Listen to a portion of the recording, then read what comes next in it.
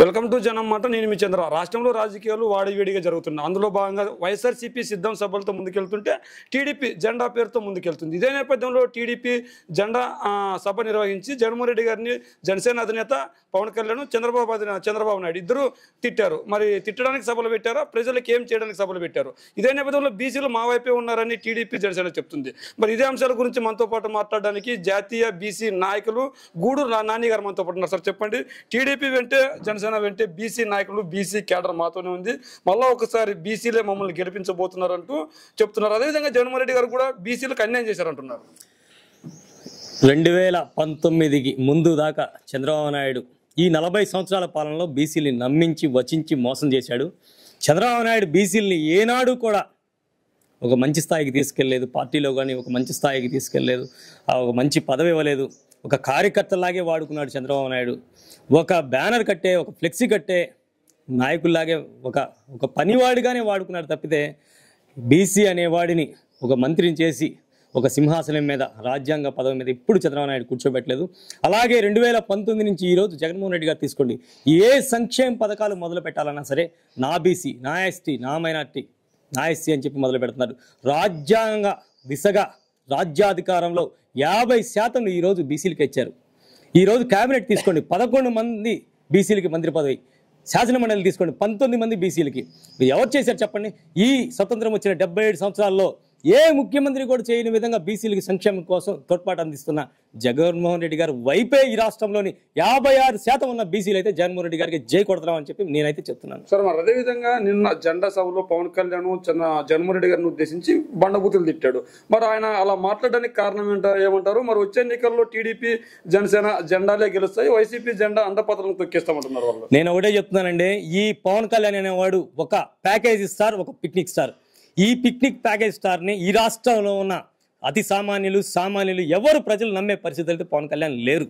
పవన్ కళ్యాణ్ 24 సీట్లు తీసుకొని చంద్రబాబు నాయుడు దగ్గర ప్యాకేజ్ తీసుకొని ఈ రాష్ట్రంలో ఉన్న మా సోదరులైనటువంటి కాపు సోదరులు మోసం చేయడం తప్పితే వాళ్ళు నట్టేట ముంచి వచించి వాళ్ళ రాజకీయ భవిష్యత్తు కూడా దెబ్బతీస్తున్న పవన్ కళ్యాణ్ని కాపులే రాబోయే కాలంలో ఎదురు తిరిగి ఆయన నాయకత్వాన్ని ప్రశ్నిస్తారని చెప్పి నేనైతే చెప్తున్నాను.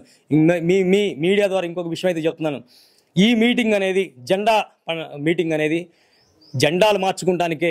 అది నేను ఇంకో మాట చెప్తున్నాను, జనసేన టీడీపీ కాదు, ఈ రాష్ట్రంలోనే కాదు, భారతదేశంలో ఎన్నైతే రాజకీయ పార్టీలోనే అన్నీ కలిసి వచ్చినా సరే జగన్మోహన్ రెడ్డి గారి చేతి మీద ఉన్న వెంట్రుకు కూడా కదిలించారని చెప్తున్నాను.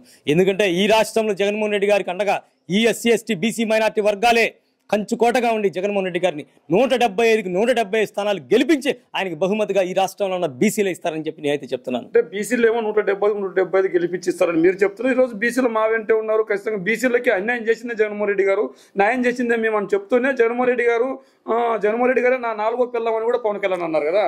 ఈ రాజకీయ బోకరైనటువంటి చంద్రబాబు గారి మాటలేక ఈ రాష్ట్రంలోని బీసీలు నమ్మే పరిస్థితులు లేదు. వీడు ఎన్నికలు వస్తాయి అనగానే తన గారడి మాటలతో, మాయ మాటలతో మళ్ళీ ఇంకొకసారి ఈ రాష్ట్రంలో 56% ఉన్న బీసీని వధించడానికి బయలుదేరాడు. అలాగే ఈ ప్యాకేజ్ స్టార్ని వెంట పెట్టుకొని వీళ్ళిద్దరూ తగుదనమ్మా అని చెప్పి ఈ రాష్ట్రంలో బీసీని మరొకసారి వంచడానికి బయలుదేరాడు.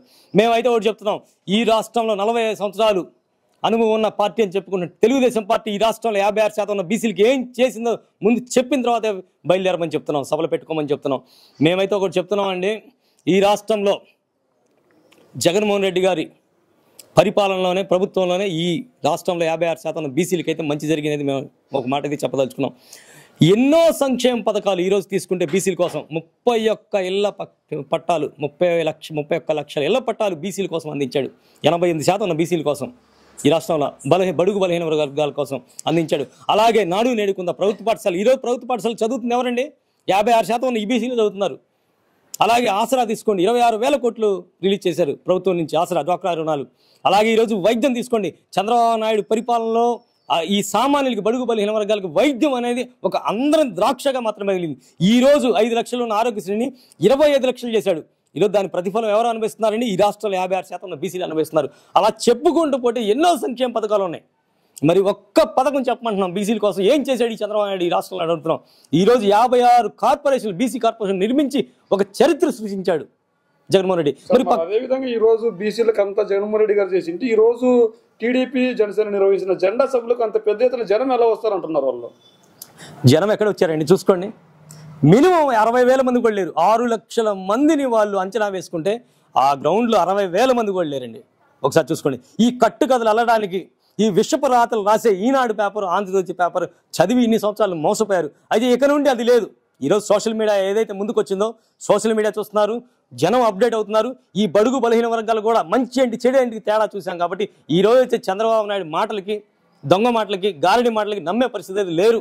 మీరు కూడా నమ్మద్దనేది మీకైతే చెప్తున్నారు. 60,000 మంది కూడా లేరు పట్టుమని అక్కడ పవన్ కళ్యాణ్, చంద్రబాబు నాయుడు మీటింగ్ పెడితే 2 పార్టీలు కలిసి పెడితే మరి ఏం మాట్లాడతారు చెప్పండి. ఏదో పోలం అంటే వచ్చారని చెప్పి ఈ ఆంధ్రజ్యోతి, సిగ్గులేని ఆంధ్రజ్యోతి ఒకటి, సిగ్గు విడిచిపెట్టినటువంటి ఈనాడు పేపర్ ఒకటి, ఈ 2 కలిసి ఇలాంటి రాతలు, విషపు రాతలు వస్తాయి. ఎవ్వరు ఈ రాష్ట్రంలో నమ్మే పరిస్థితి అయితే లేరని అయితే చెప్తున్నాను.